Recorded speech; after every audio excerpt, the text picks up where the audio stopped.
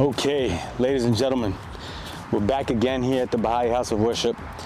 Super dope building. If you've never been up here, it's in Wilmette, Illinois, north of Chicago. It's like an hour, 45 minutes with traffic, give or take.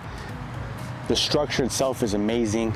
The top of it has a lot of really cool pieces, which you obviously can't see unless you get to film it with like a drone or something. So that's what we're gonna do today. What I like to do is a little move called Brian O'Connor.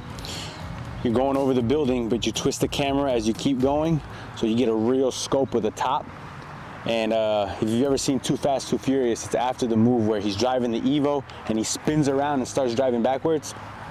So I got that. Anyway, as usual, I'm gonna fire up the drone, see what we see.